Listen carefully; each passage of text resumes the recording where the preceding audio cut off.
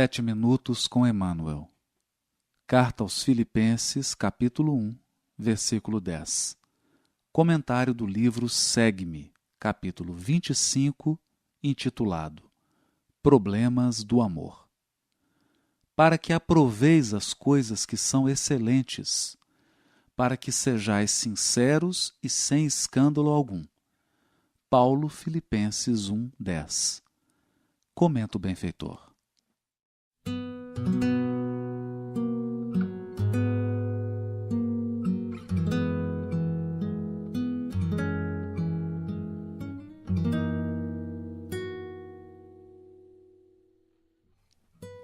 O amor é a força divina do universo. É imprescindível, porém, muita vigilância para que não o desviemos na justa aplicação.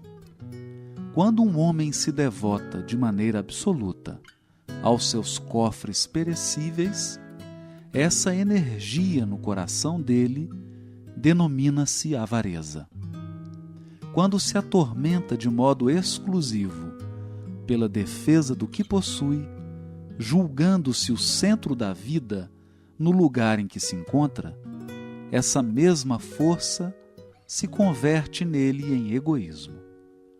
Quando só vê motivos para louvar o que representa, o que sente e o que faz, com manifesto desrespeito pelos valores alheios, o sentimento que predomina em sua órbita chama-se inveja.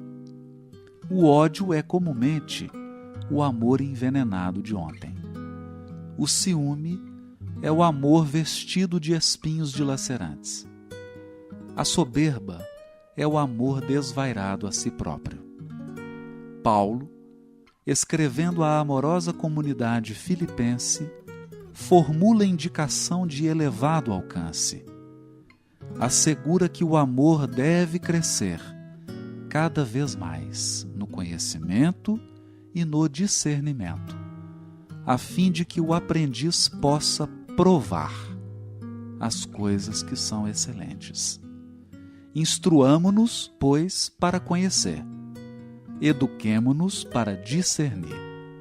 Cultura intelectual e aprimoramento moral são imperativos da vida, possibilitando-nos a manifestação do amor no império da sublimação que nos aproxima de Deus.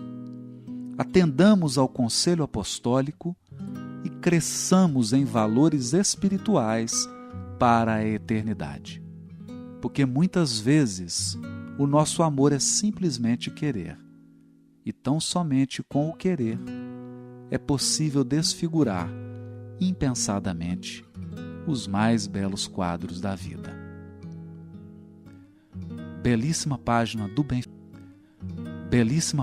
do benfeitor, que se encontra no livro Segue-me e que repete página idêntica que se encontra no livro Fonte Viva, capítulo 91. No livro Fonte Viva, que foi editado em 1956, a mensagem recebe o mesmo título, Problemas do Amor. E na sua maioria são os mesmos parágrafos, com duas importantes exceções. Emmanuel acrescenta nessa mensagem 3 parágrafos novos. O ódio é comumente o amor envenenado de ontem, o ciúme é o amor vestido de espinhos dilacerantes, a soberba é o amor desvairado a si próprio. E também faz uma importantíssima correção. Ele diz que Paulo, ao escrever à amorosa comunidade filipense, assegurava que o amor deve crescer cada vez mais no conhecimento e no discernimento, a fim de que o aprendiz possa provar as coisas que são excelentes.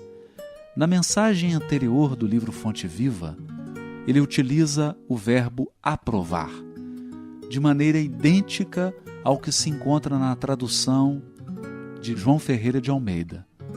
Nessa mensagem, Emmanuel corrige o verbo, utilizando provar. A alteração merece nota. De fato, no original grego, o verbo utilizado é dokimazen, que significa testar, examinar, segundo consta na Nova Chave Linguística do Novo Testamento Grego, editado por duas editoras, Agnus e Targumim, obra de dois alemães, Wilfried Halbeck e Heinrich von Siebenthal. Mas também a mesma definição se encontra no léxico de William Moose, recém-editado pela editora Vida Nova, chamado Léxico Analítico do Novo Testamento Grego, em que o verbo dokimazo recebe a seguinte definição: testar, provar metais. Provar, testar, examinar, escrutinar. Colocar à prova, tentar. Aprovar após teste. Julgar digno, escolher. O sentido do verbo nesse texto é de provar, experimentar, testar. Então Paulo estaria dizendo: para que proveis as coisas que são excelentes, para que experimenteis, para que testeis as coisas que são excelentes, para que sejais sinceros e sem escândalo algum. Não deve nos espantar essa correção da tradução feita por Emmanuel depois de muitos anos. No livro Deus Conosco, editado pela editora Vinha de Luz, nós encontramos uma mensagem psicografada por Francisco Cândido Xavier em 7/4/1948, intitulada Cabe-nos fazer tudo para evitar o fermento dos fariseus, onde Emmanuel nos revela: estamos avançando um tanto nas interpretações evangélicas, porque tudo faz perceber que desde 1950 em diante teremos traduções mais perfeitas do Testamento Divino, Velho e Novo. Se deixarmos o início do trabalho para depois dessa época, ficaremos antiquados nos versículos que passarão, provavelmente, a apresentação mais segura no mundo. Esperemos em Cristo, desejando-vos tanto quanto para nós a sua paz. Sou o vosso amigo e servo humilde de sempre, Emmanuel. O próprio benfeitor confessando que estava em permanente processo de aperfeiçoamento, em permanente processo de estudo e, mais que isso, acompanhando o progresso dos estudos do Novo e do Velho Testamento no mundo, a fim de que a sua linguagem, a sua abordagem estivesse em consonância com os avanços do mundo e revelando ele mesmo uma contínua disposição para o aprimoramento. Essa fala de Emmanuel nos recorda outra mensagem psicografada por Francisco Cândido Xavier em 6/10/1943, ditada pelo espírito de Arthur Joviano e publicada no livro Sementeira de Luz, também da editora Vinha de Luz. Arthur Joviano comenta: o ligeiro estudo da Bíblia que vocês fizeram antes da reunião nos fez muito bem. Essas páginas são tesouros espirituais que o papel do mundo oculta. E tenho prazer em afirmar a vocês que o método da leitura não é também novidade para nós. Há algum tempo, fui convidado a uma reunião de grande vulto, onde um nobre instrutor viria orientar-me. Quero dizer-lhes, porém, que o mentor figurou o Novo Testamento como maravilhoso edifício, cujas torres atravessavam a extensão dos céus. Primeiramente vimos a imagem por ele mentalizada a pleno espaço. O palácio apresentava todas as características de templo, lar e oficina ao mesmo tempo. Estou esforçando-me para transmitir uma ideia do quadro.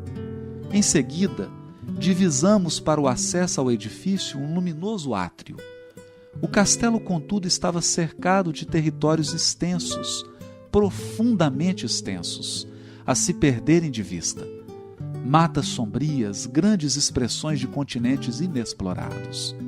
A paisagem era prodigiosa quando ouvimos-lo demonstrar que o edifício significava o Evangelho, o átrio, os provérbios de Salomão e os territórios extensos, as sendas vastíssimas das experiências humanas, simbolizando caminhos dos profetas, representando então os trabalhadores diversos. Eis porque a humanidade experimenta atualmente o uso de chaves divinas, como os servos antigos não possuíam. Podemos alcançar o átrio e penetrar o edifício, disse-nos o instrutor generoso, mas não podemos fugir ao serviço da experiência. Por esta razão, a leitura sagrada nos dias de hoje é mais um acréscimo de misericórdia que expressão de trabalho propriamente dita, porque os profetas ainda não haviam recebido no mundo a estrela do Natal e nem a visão da Jerusalém libertada, princípio e fim do Novo Testamento, lutando com as tremendas dificuldades que os seus escritos evidenciam. Subamos, pois, ao edifício da nova mensagem, para que nosso esforço nas terras extensas se faça mais profícuo. Para mim, constituiu o fato uma providência de utilidade inconteste, apesar de reconhecer minha incapacidade para exprimir toda a ocorrência, bem como a profundeza do ensino. Continuo a esforçar-me pela tranquilidade dos netos. Belíssima página de Arthur Joviano, retratando o aspecto da experiência necessária a todos nós e reforçando o verbo dokimazen, provar, testar, experimentar.